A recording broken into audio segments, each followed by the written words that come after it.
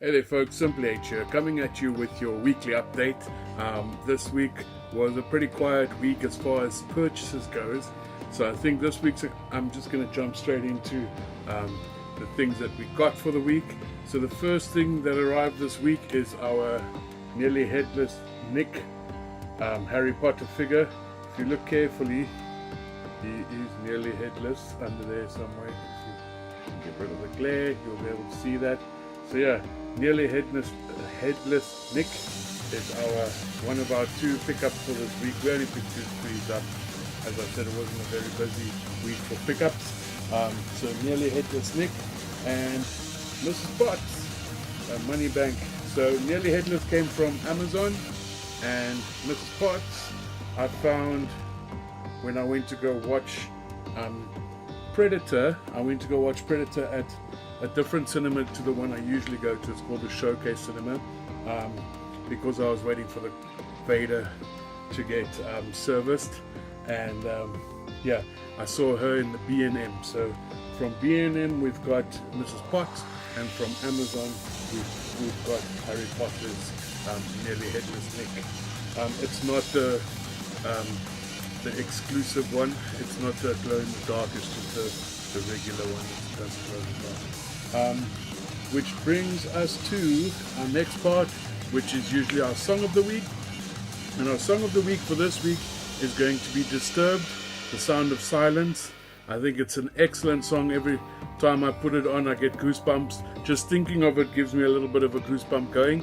So if you haven't had a chance to listen to it, go check out in the links below. You'll see the playlists that I've made, and one of the playlists is the songs of the week, and definitely will be on there on the songs of the week. Then I've got a bit of a story behind our must watch, so which is strange for me. It's been a while since I've read anything other than my university textbooks, but now that I've got my degree, I've got no excuse. So I picked up Ready Player One, which was an excellent book. I started reading it on Monday or Sunday. Yeah, started reading it on Sunday, and I finished it yesterday. So just about a week it took me to read it, and I didn't read every day. I took chunks out of the day to read it because you can't stop. The pace is so good.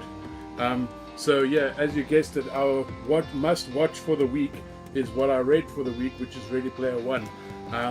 We got the digital download off Sky Cinema box office, and the copy is on the way of the actual DVD. I recommend that you read the book and you watch the movie, because doing the one doesn't mean you've done the other. The movie is, like they always say, a movie is never like the book, but the actual points that they hit on the story of the movie and the points that they hit on the book are very different, but both are awesome. So it's not one of those things where, yeah, the book is better than the movie, but it's the same thing. It's not at all. Together, that Steven Spielberg and Ernest Cline wrote the screenplay for it together, and they intentionally changed a whole bunch of things so that if you've read the book, you would still have some surprises and things in the movie, which definitely there is. And I would almost want to say it's like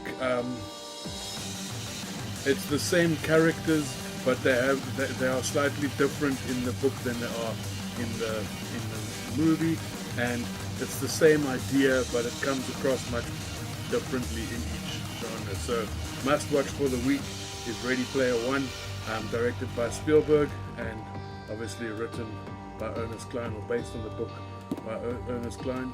Again, there are parts that do transfer, but the timeline is very, very different between the two. And yeah, I definitely recommend the movie. Had I not read the book, I would have still recommended the movie. Had I not seen the movie, I would have still recommended the book. So that's what I'm trying to get out there. So yeah, that's basically it for this week. It's been a pretty quiet one. South Africa won yesterday against Australia, but New Zealand has won the tournament. There's still one game left, but they have already secured the tournament. So the Rugby Champions tournament has gone to New Zealand. So I think basically next week's game is more just about the pride thing and getting our momentum going towards the World Cup, which is just about a year away now.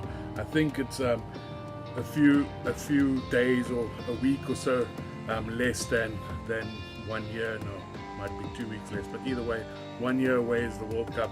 So yeah, this is good for our momentum, and we'll see what we can do to New Zealand after next weekend. So next Saturday. Then also next Saturday we've got